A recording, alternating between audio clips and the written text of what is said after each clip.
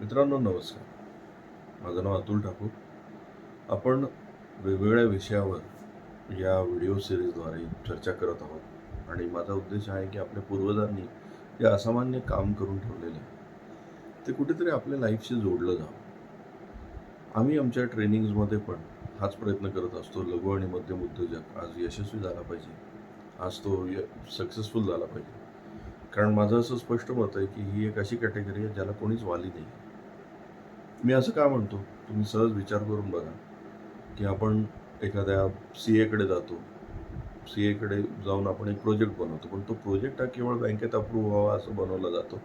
त्या प्रोजेक्टसाठी कोणाची अशी फारशी तळमळ किंवा कळकळ असते असं नाही. बँकेचा पण उद्देश हाच असतो की एखादा मजबूत जर कोलॅटरल असेल तर बिझनेसचं काय झालं होईल त्यांना काही देणं घेणं नसतं. कुठलाही बँक मॅनेजर तुम्हाला येऊन विचारत नाही तुझा बिझनेस कसा चालू आहे. They only look at if you are paying them on time on नाही, आणि नसेल तर ते तुम्हाला प्रेशराईज करून ते करायला लावतं. गव्हर्नमेंटसुद्धा इंटरेस्टेड असतं तुमचे पैसे वेळेवर कसे येतील, टॅक्सेस वेळेवर कसे येतील, आणि जर नाही आले तर ते तुम्हाला वेगवेगळ्या नोटिसा वगैरे पाठवायला लागतात. एखादा बिझनेस बुडत असेल तर गव्हर्नमेंट कधीही कुठल्याही यंत्रणेद्वारे त्याची चौकशी नाही करत आणि त्याला मदतीचा हात पण नाही देऊ शकत. आणि अगदी मी घरचे पण यामध्ये इन्क्लूड करेल की तुम्ही जर घरच्यांना खरंच विचारलं की या सगळ्या माझ्या प्रोसेसमध्ये तुम्ही सहभागी आहात का, तर घरचे पण कदाचित म्हणतील की तुम्ही यापेक्षा नोकरी केलेली बरी. हा दोष कोणाचाच नाही आहे. तर मला एकच सांगायचं की you are alone, you are fighting your battle alone. त्यामुळे तुम्ही स्वतःला जितकं तयार कराल लघु आणि मध्यम उद्योजक आणि व्यापाऱ्यांनी, तेवढा जास्त सक्षम व्यापार तुमचा उभा राहील. One of the best way to prepare yourself is training. असं जिथे जिथे तुम्हाला जे काय मिळेल त्यामधून ट्रेन होत राहा. आणि one of the best trainers जो 2500 वर्षापूर्वी आपल्याकडे होऊन गेला ते म्हणजे आचार्य चाणक्य. आचार्य चाणक्यांनी आपल्याला थिंकिंगचे प्रकार सांगितलेले. मागचे आपण 2 पाहिले. आता आपण पुढचे 2 बघूया. Third type of thinking is leadership thinking, the way leaders think. Leaders जसा विचार करतात तसा आपण विचार करायला हवा. ती एक पद्धत आहे.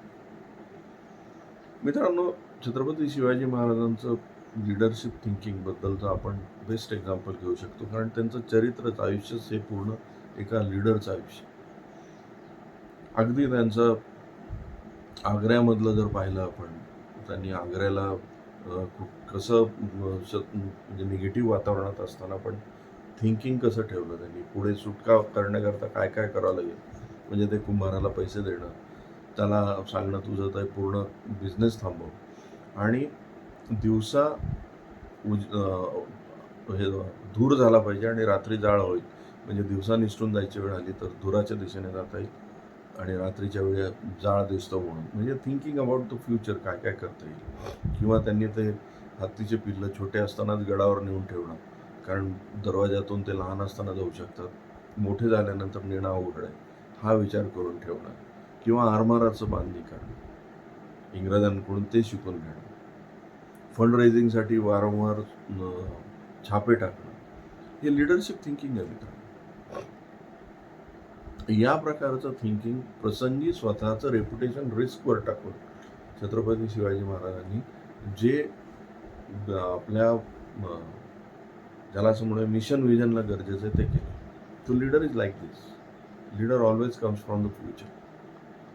सो लीडरशिप थिंकिंग तुमचं डेव्हलप झालं पाहिजे. You must think about the future आणि what is consistent with the future.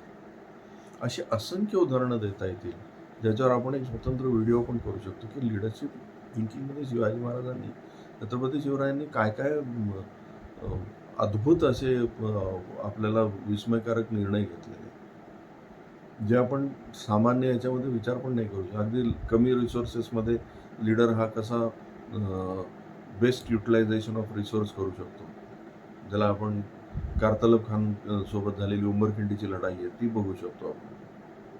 So leadership is someone who is thinking from all the angles. तुम्हाला तुमच्या सगळ्या अँगलनी लाईफकडे बघावं लागेल. त्याला तरच तो फ्युचरमध्ये काय होणार आहे याचा अंदाजा घेऊन आज निर्णय घेऊ शकतो.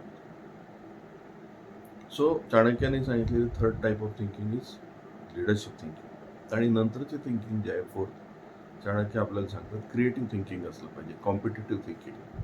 Don't worry about competition, think about तुम्ही काय निर्माण करू शकता, तुमच्यामध्ये काय आहे जे जगापर्यंत देऊ शकता. Don't worry about competition is not bad, competition is always good. Competitor असणं ही चांगली गोष्ट आहे.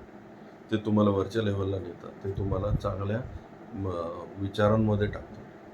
पण जे लोक कॉम्पिट करतात ते ग्रो होत नाहीत.